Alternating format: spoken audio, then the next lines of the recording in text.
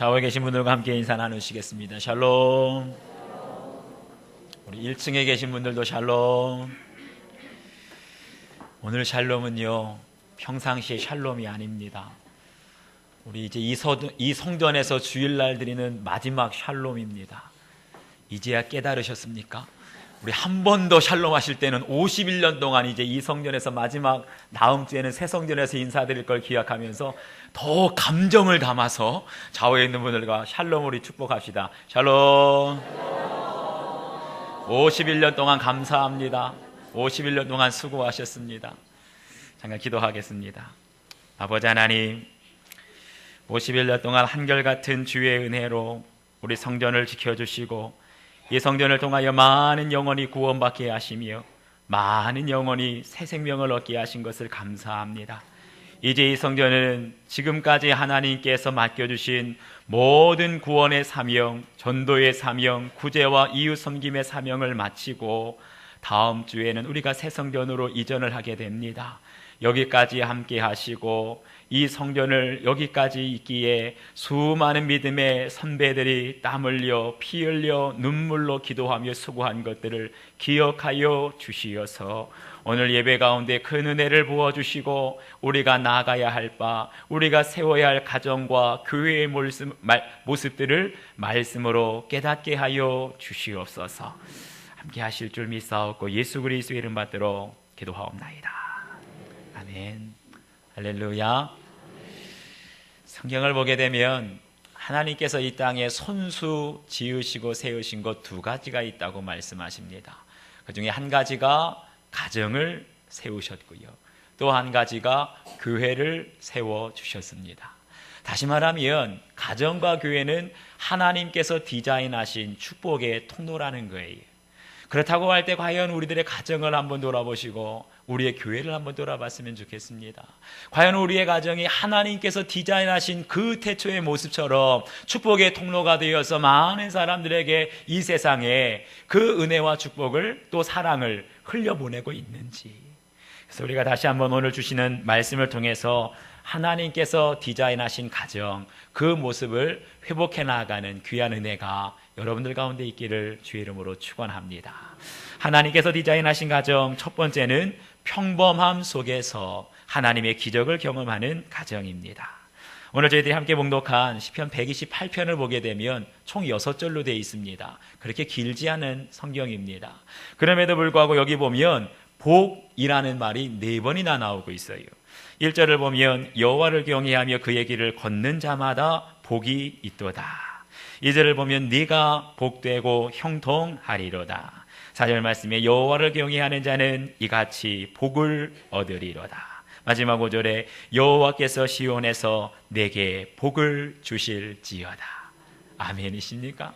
다시 말하면 하나님께서 디자인하신 가정에는, 여호와를 경외하는 사람의 가정에는 처음부터 끝까지 하나님의 축복이 넘쳐나고 그러한 하나님의 약속하신 축복을 경험하는 가정이 하나님의 디자인하신 가정인 줄 믿습니다.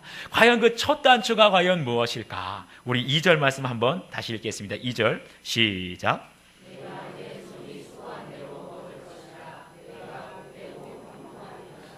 아멘. 여기 보면 첫 번째 하나님께서 디자인하신 가정에 주신 축복이 무엇이냐? 네 손이 수고한 대로 먹을 것이다. 이것이 하나님의 축복이라는 거예요. 특별히 수고한 대로 먹게 될 것이다. 이것은 가족들 중에서도 가장에게 주시는 축복의 약속입니다. 그런데 사람에 따라서는 내 손이 수고한 대로 먹을 것이다, 그것은 당연한 것 같은데 수고한 대로 먹게 되는 것도 하나님의 축복인가 의아해하는 사람들이 있어요.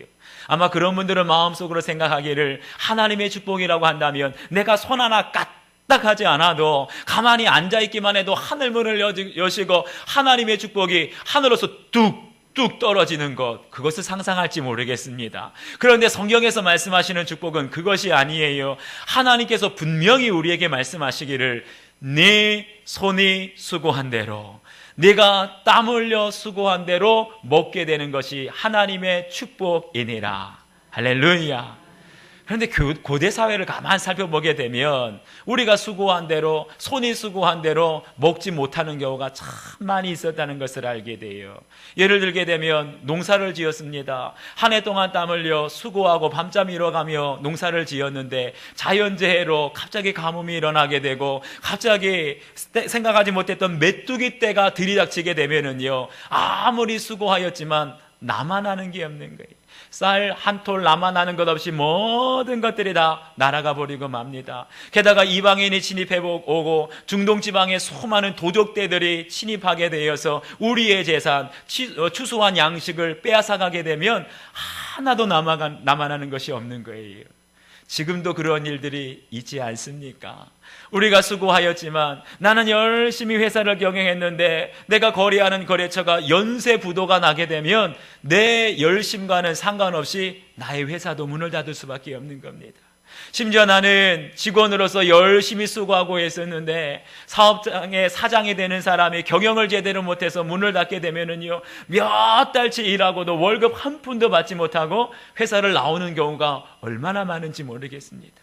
그런 경우를 보게 되면 내 손이 수고한 대로 먹게 되는 것 절대로 당연한 일이 아니에요. 오히려 그 속에는 수고한 대로 먹게 되는 것에는 하나님의 은혜가 있고 하나님의 축복이 있는 줄 믿습니다. 우리가 기억해야 할 것이 있어요. 이 세상 어떤 것도 당연한 것은 없다는 겁니다. 오히려 평범한 것을 자세히 들여다보게 되면 가장 평범한 것 속에 하나님의 은혜가 있고 하나님의 축복이 있고 하나님의 기적이 있다는 걸 기억하시기 바랍니다. 이걸 언제 확인할 수 있느냐? 병원에 가보면 분명히 알 수가 있어요. 우리는 매일 삼시세끼 밥을 먹고 밤에 잠자리에 들고 아침에 일어나서 내 두 다리로 일어서는 것 당연하다고 생각하시지요. 병원에 가보면 그것은 기적입니다. 많은 사람들이요, 밥 세끼 먹고 잠자고 아침에 자기 두 발로 일어나는 것 기적이에요. 예전에 제가 아는 권사님 한 분이 병원에서 큰 수술을 하셨습니다. 신방을 가서 그 권사님께 제가 뭘 위해 기도할까요? 말씀을 드렸더니 그 권사님이 저한테 제 손을 붙잡고 이런 기도 부탁을 합니다. 목사님, 수술한 지 이틀이 지났는데 가스가 안 나옵니다. 가스가 나오도록 기도해 주세요. 여러분들 가스가 뭔지 모르십니까? 제가 그때 처음으로 깨달았어요. 저는 맨날 생리현상으로 나오는데 가스가 나오는 것도 어떤 사람에게는 기적이라는 거예요. 여러분, 그것까지도 감사할 수 있기를 바랍니다. 아직도 제 말이 실감나지 않는 분들은 가끔가다 종합병원에 한번 가보십시오. 365일 병상에 누워서 내 평생 바깥에 나가서 맑은 공기 한번 마셔봤으면 좋겠습니다. 이것이 평생 소원인 분들이 있고요. 어떤 분들은 내 평생 먹고 싶은 음식 마음껏 먹어봤으면 좋겠다. 이것이 소원인 분들이 계세요. 사랑하는 여러분, 기적은 멀리 있는 것이 아닙니다. 우리의 가장 평범한 삶 속에 하나님의 기적이 있고 하나님의 축복이 있음을 믿으시기를 바랍니다. 다만 우리가 알지 못하고 지나갈 뿐이에요. 그런데 언제 평범한 삶 속에 있는 하나님의 기적을 깨닫게 되느냐? 당연하다고 생각하는 것들, 바로 그 생각이 깨어질 때 기적이 다가오게 돼요. 예전에는 건강이 당연하다고 생각했는데 건강을 잃어버려 보십시오. 예전에는 제가 목소리가 찬양하고 노래하고 설교하는 것이 당연한 줄 알았는데 성대가 상하게 되고 찬양을 할 수 없게 되니까 찬양할 수 있는 것이 기적입니다. 건강이 하나님께 기적이 되는 거예요. 사랑하는 여러분, 가족들과 함께 있는 것이 당연한 것입니까? 아니에요. 갑자기 교통사고가 나서 남편을 잃고 아내를 잃고 사랑하는 자녀들을 세월호 사고같이 생각하지도 못했던 사고로 잃게 되면 그때서야 깨닫게 됩니다. 우리 가족이 한 자리에 있는 것이 기적이었구나. 이혼을 하는 가정, 기러기 가족처럼 멀리 해외로 흩어져 있는 가정, 그때가 되게 되면은요, 온 가족이 한 자리에 상에 둘러앉아 있는 것은 당연한 것이 아니라 하나님의 기적이고 축복이 되는 줄 믿습니다. 여러분, 매일 아침 일어나서 자녀들이 학교 가느라고 남편이 출근 준비하느라고 분주하게 지내는 것 당연하다고 생각하십니까? 그런데 어느 날 부지불식간에 남편이 실직을 하게 됩니다. 남편이 다니는 회사가 문을 닫게 됩니다. 나이가 들어 이제 은퇴하게 되면 그때서야 비로소 깨닫게 돼요. 아침에 부지런히 식사 준비하고 회사에 가는 것도 하나님의 기적이었고 하나님의 축복이었다는 것을. 사랑하는 여러분, 우리의 가정이 어떤 것입니까? 우리의 가정은 가장 평범한, 지극히 평범한 삶 속에서 하나님의 기적을 발견하고 하나님의 기적을 경험하는 것이 우리의 가정인 줄 믿습니다. 네 손이 수고한 대로 먹게 될 것이다. 이것은 당연한 것이 아니라 그 당연함 속에서 하나님이 축복해 주시지 않으시고 보호해 주시지 않으시면 내 수고한 대로 먹을 수 없습니다. 이 고백을 간증하는 것이 하나님의 축복의 가정, 믿음의 가정의 모습 인 줄 믿습니다. 이러한 평범함 속의 축복이 우리의 평생 계속 되려면 어떻게 되겠어요? 한 가지밖에 없어요. 하나님의 은혜에 감사하시길 바랍니다. 우리 가족에게 아프지 않고 건강 주신 것도 기적입니다. 감사합니다. 우리 가족들에게 일할 수 있는 자리를 주신 것도, 매일매일 출근할 수 있는 것도 감사합니다. 우리 가족이 아프지 않고 흩어져 있지 않고 한자리에 모여서 식사할 수 있는 것도 하나님의 기적인 줄 믿고 감사합니다. 늘 우리의 평범한 삶을 통하여 감사하게 될 때 하나님의 기적을 매 순간순간 여러분의 가정에서 경험하게 될 줄 믿습니다. 두 번째는요, 신앙의 유산을 물려주는 가정이 하나님께서 디자인하신 가정이라는 겁니다. 우리 3절 말씀 한번 같이 읽겠습니다. 3절 시작.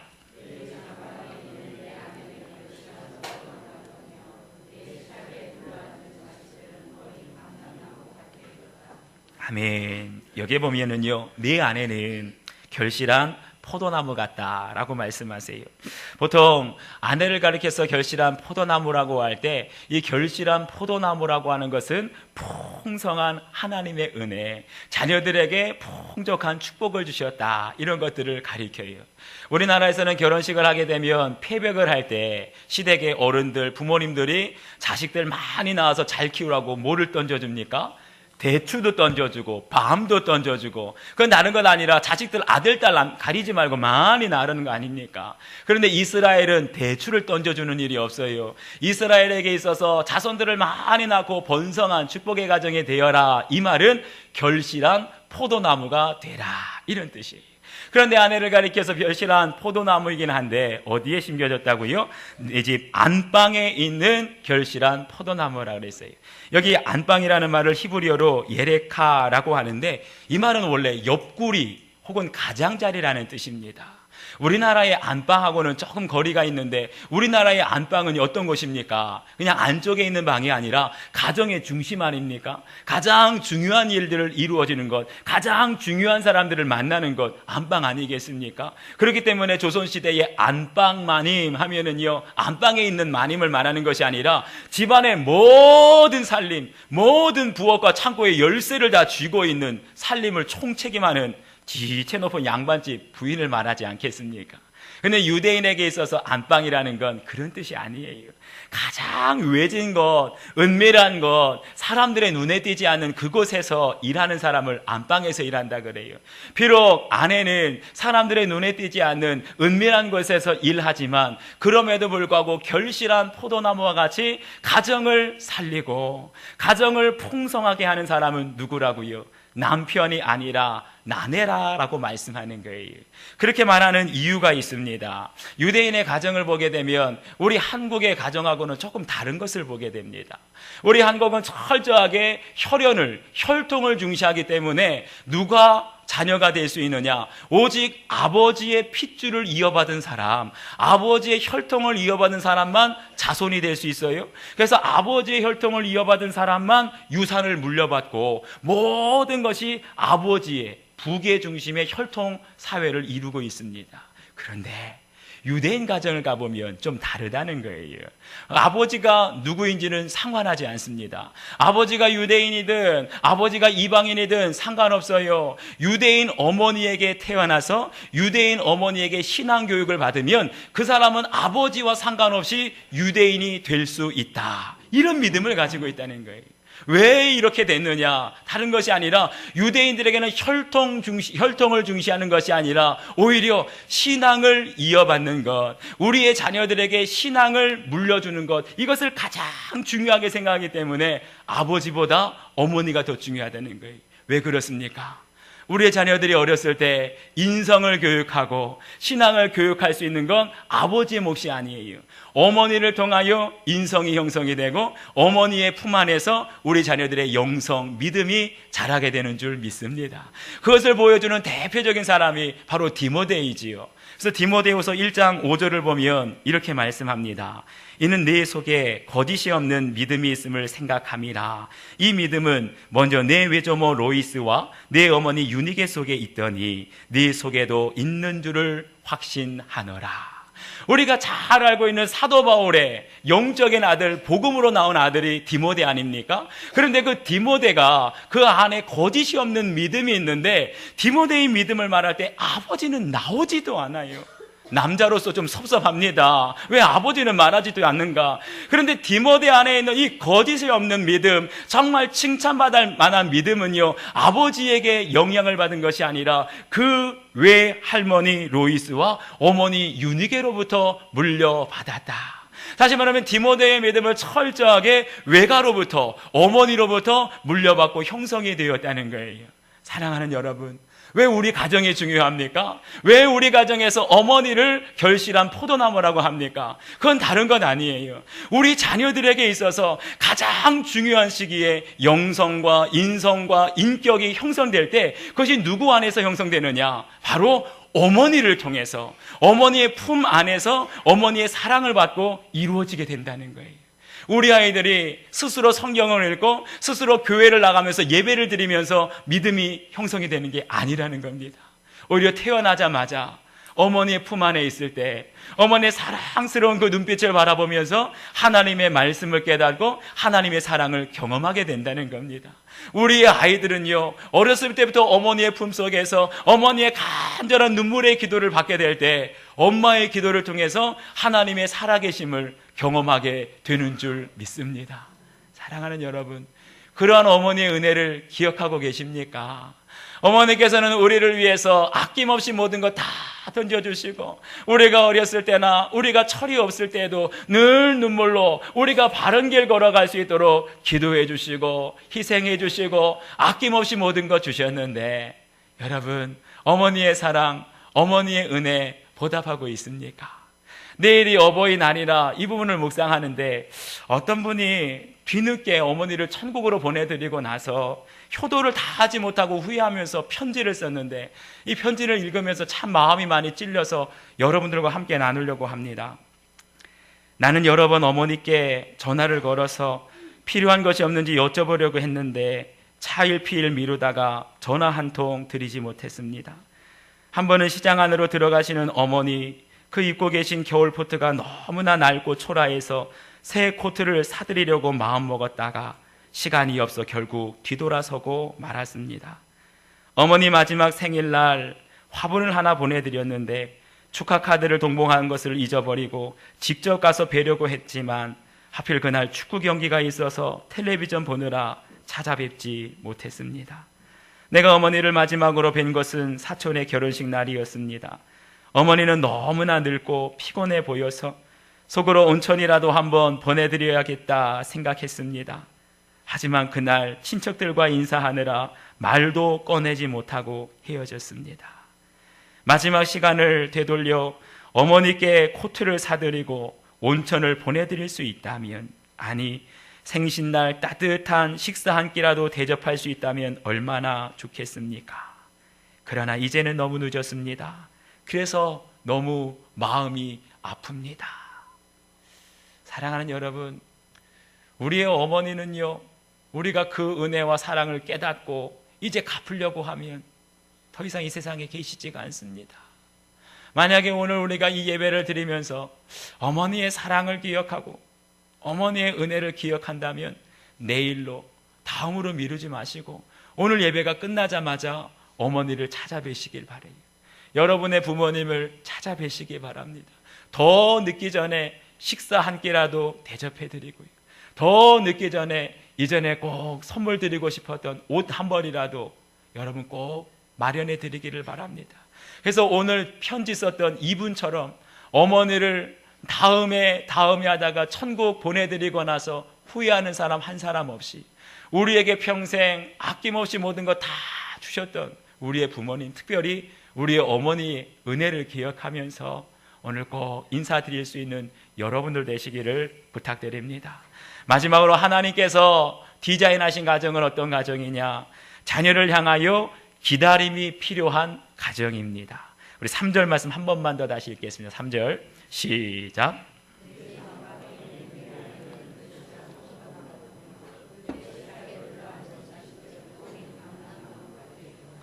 아멘. 여기에 보면 자녀들에 대한 약속의 말씀이 나옵니다. 자녀들은 어린 감람나무와 같도다라고 말하고 있어요. 성경을 보게 되면 이스라엘 백성들에게 중요한 세 가지 나무가 나옵니다. 감람나무, 포도나무, 무화과나무. 그런데 이 세 종류의 나무는 한결같이 하나님의 언약 백성인 이스라엘 민족을 상징하고 있는 거예요. 그 중에서도 특별히 감람나무는 어떤 나무입니까? 우리가 잘 알고 있는 것처럼 올리브유가 나오는 올리브나무를 감람나무라 그래요.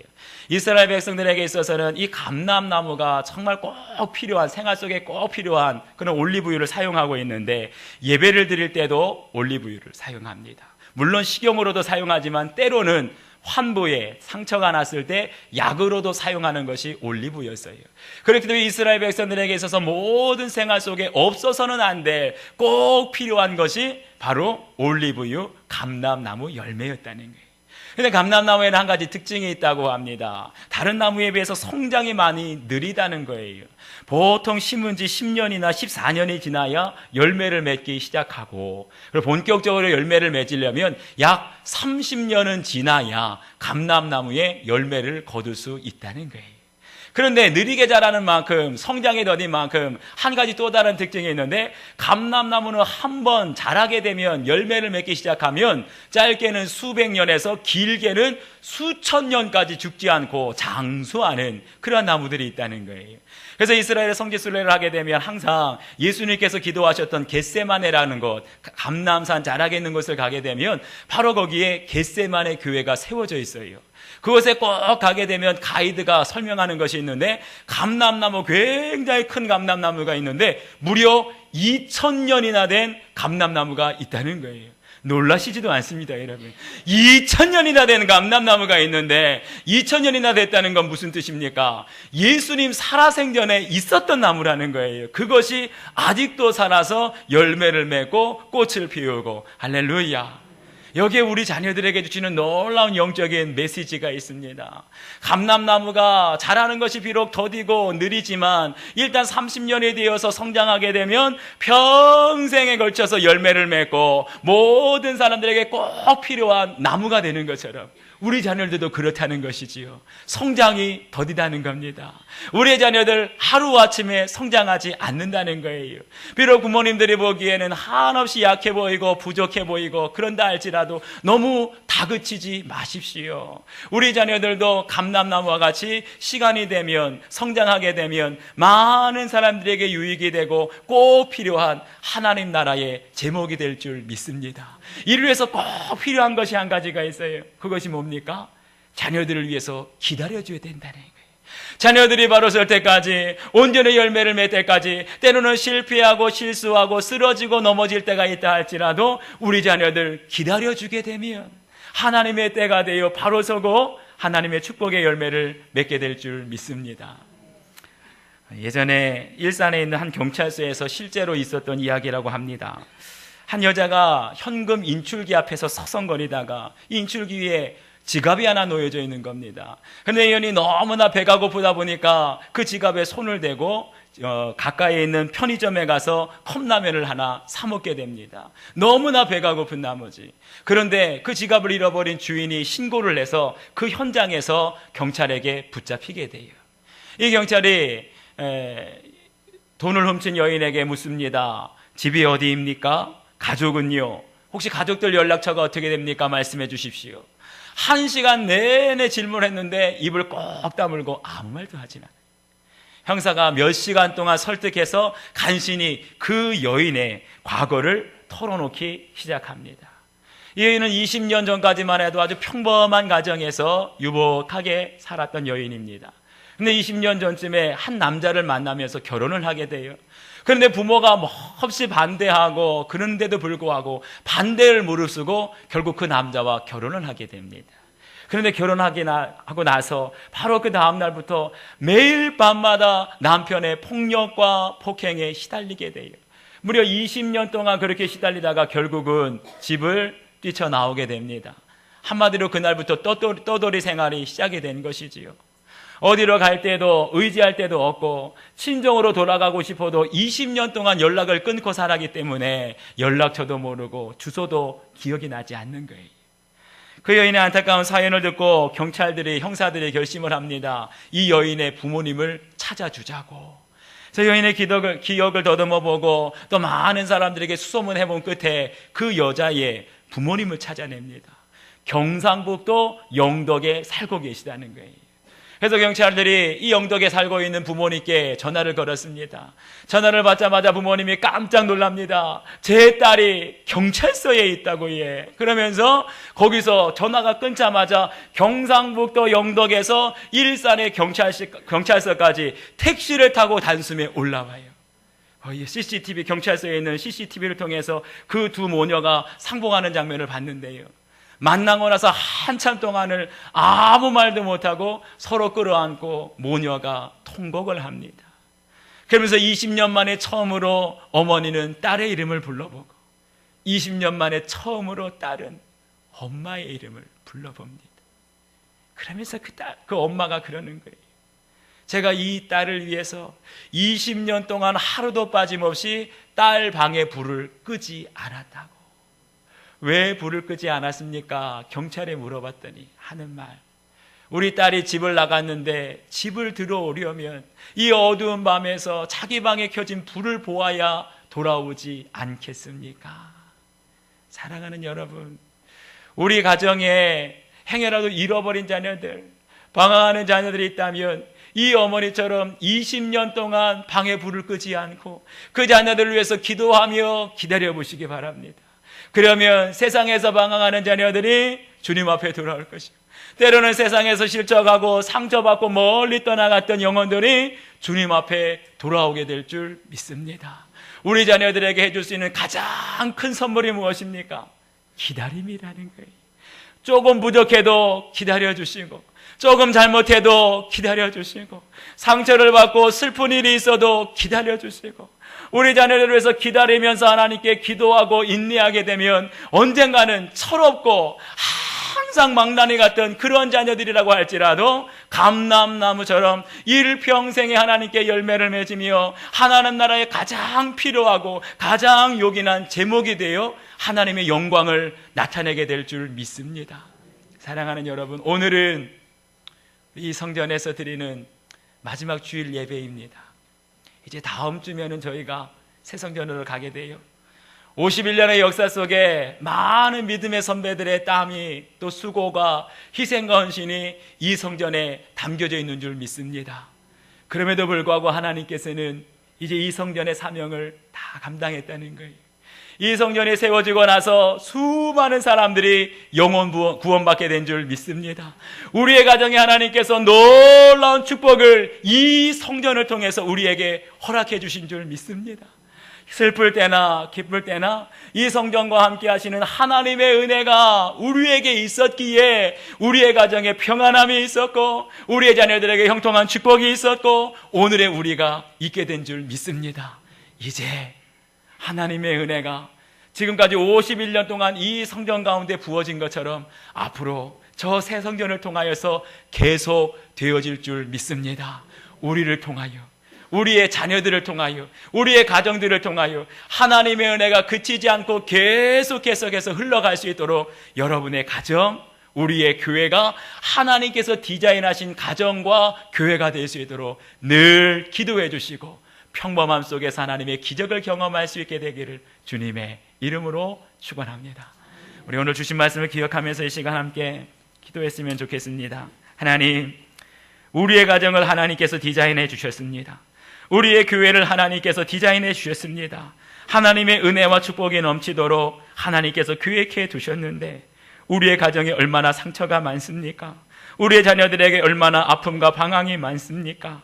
하나님, 우리의 자녀들은 어린 감람나무라 가였는데 기다릴 수 있는 마음과 믿음을 허락하여 주시고 때로는 방황하는 자녀, 때로는 집 나간 자녀, 때로는 연락 안 되는 자녀가 있다 할지라도 그들을 위하여서 끝까지 기도하며 기다리가 될 때 우리의 자녀들이 감람나무와 같이 열매 맺게 하시고 우리의 남편, 우리의 아내, 우리의 모든 가족이 주님의 형통한 복을 누리게 하여 주시옵소서. 우리 간절한 마음으로 함께 기도하겠습니다. 아버지 하나님, 아버지 하나님, 우리 고맙습니다.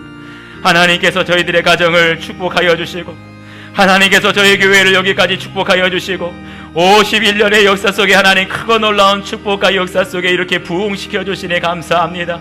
하나님 시작은 미약하였으나 이 성전을 통하여 수많은 영혼들을 구원받게 하시고 수많은 가정들이 축복하게 하여 주시고 우리 믿음의 자녀들이 여기까지 하나님의 은혜와 축복 속에 세워진 것을 감사합니다. 아버지 하나님, 우리의 가정을 돌아볼 때 깨어지고 상하고 무너지고 넘어진 가정들이 많이 있습니다.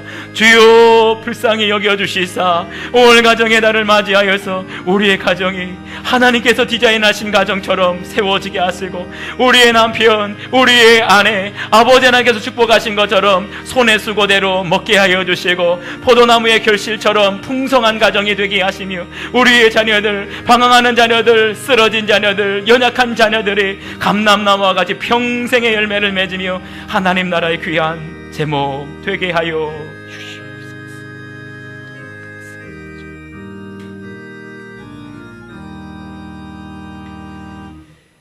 아버지 하나님, 참으로 고맙고 감사합니다. 이 목감동에 하나님께서 거룩한 전 우리 수인중앙교회를 세워주시고 51년의 역사 속에 한결같은 주님의 은혜로 지켜주신 것을 감사합니다. 시작은 지극히 미약하였으나 하나님께서 이 성전 위에 역사하여 주시고 믿음의 선배들의 모든 땀 흘리는 수고와 눈물 흘리는 기도를 받아주셔서 여기까지 부흥케 하신 것을 감사드립니다. 종들의 수고가 있었고 희생이 있었기에 이 성전은 51년의 역사 속에 수많은 영혼들을 구원하고 수많은 사람들에게 주의 복음을 전하며 땅끝까지 주의 복음을 전하는 하나님의 거룩한 도구로 쓰임받게 된 줄 믿습니다. 여기까지 이제 하나님의 사명을 다하였사오니 이 성전을 위하여 수고하고 충성을 다했던 주의 모든 종들의 노고를 기억하여 주시옵소서. 저들에게 하나님의 한량없는 은혜와 사랑과 축복을 나리워 주시옵소서. 이제 주님의 몸된 교회는 이곳에서의 사명을 다하고 새로운 역사와 새로운 인도하심을 기대하며 새 성전으로 나아갑니다. 아버지요, 새 성전을 통하여서도 이전과 같은 큰 역사가 나타나게 하시고 이전에 보지 못하였던 더 큰 하나님의 영광을 볼 수 있도록 역사하여 주시며 이 일을 위하여 우리의 믿음의 가정들을 축복하여 주시어서 평범함 속에서 늘 하나님의 기적을 보게 하여 주시고 정말 아내들을 통하여 풍성한 결실을 맺게 하여 주시며 우리의 연약하고 어린 우리의 믿음의 자녀들을 통하여 기다리는 인내의 믿음을 통하여서 우리의 자녀들이 하나님 나라의 감람나무가 되어 평생의 열매를 맺으며 하나님 나라의 귀하게 쓰임 받을 수 있는 제목들 삼아 주시옵소서. 감사드리며 예수 그리스도의 이름 받들어 기도하옵나이다.